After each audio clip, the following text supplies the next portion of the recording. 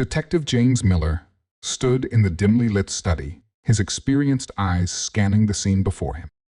Famous mystery writer Robert Thompson lay slumped over his antique desk, a vintage fountain pen still clutched in his lifeless. The manuscript beneath him was stained with ink and something darker blood. Time of death estimated between 10 p.m. and midnight last night, reported Dr. Anderson, the forensics expert. "'Cause appears to be poisoning, but we'll know more after the autopsy." Miller nodded, his attention caught by the half-finished page in the typewriter. The words stopped mid-sentence. "The killer is none other than—" "How fitting," Miller muttered. "A mystery writer murdered while writing his final revelation." The detective began his systematic examination of the room. Thompson's study was exactly what you'd expect from a successful author, walls lined with books, awards displayed proudly on shelves, and a collection of antique writing instruments in a glass case. Nothing seemed disturbed, except for a single empty teacup on the desk. There were 4 people in the house that night: Margaret Thompson, the victim's wife of 30 years, Daniel Cooper, his young assistant, Emma Richardson, his editor, and Harold Thompson, his brother and business manager. Miller interviewed them one by one. Margaret Thompson, an elegant woman in her 60s, spoke with trembling hands. Robert was working late, as usual. He was finishing his latest novel. He always locked himself in the study while writing. "I went to bed at 9:30 and didn't hear anything unusual." Daniel Cooper, nervously adjusting his glasses, stated, "I was in the guest room, reviewing the first draft of Mr. Thompson's new book. He was very secretive about the ending, wouldn't let anyone read it. Said it would be his masterpiece." Emma Richardson, the editor, appeared more angry than grieving.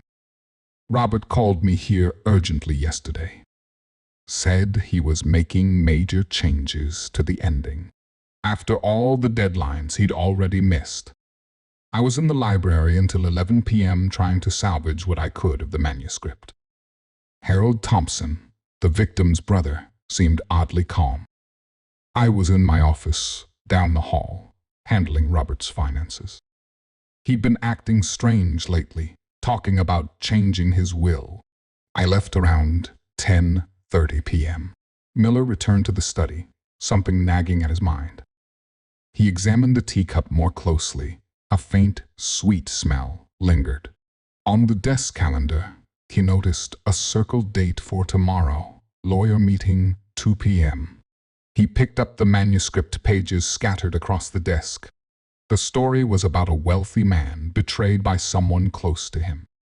Miller's eyes widened as he read the final completed chapter. He quickly gathered everyone in the drawing room. "Mr. Thompson's murder was carefully planned," Miller began. "The killer knew his habits, knew he would be writing late into the night. They also knew about his evening tea routine." Miller paced the room, watching their reactions. But what the killer didn't know was that Thompson had already figured out their scheme. He was writing it into his final novel, not as fiction, but as evidence. You see, Thompson suspected someone was stealing from him. He planned to confront them at tomorrow's lawyer meeting, but the thief couldn't let that happen. Miller turned suddenly. "Isn't that right, Mr. Harold Thompson?" Harold's calm facade cracked. "That's absurd. Where's your proof?" "The proof is in the manuscript. Your brother wrote about an embezzling scheme identical to what he discovered in his accounts.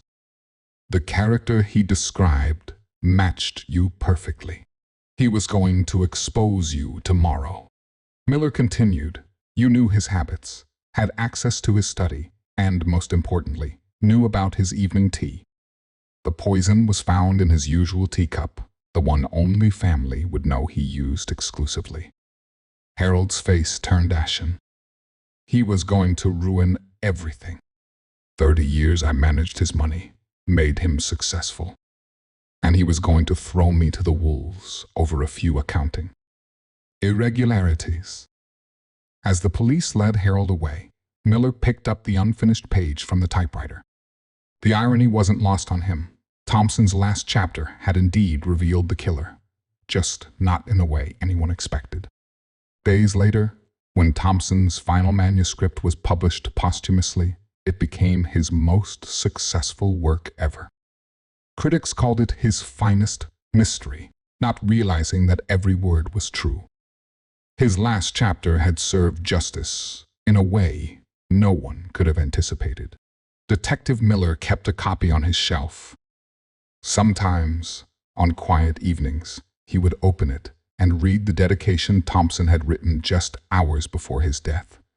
To those who seek the truth, it's often hidden in plain sight, written in the pages of our own stories.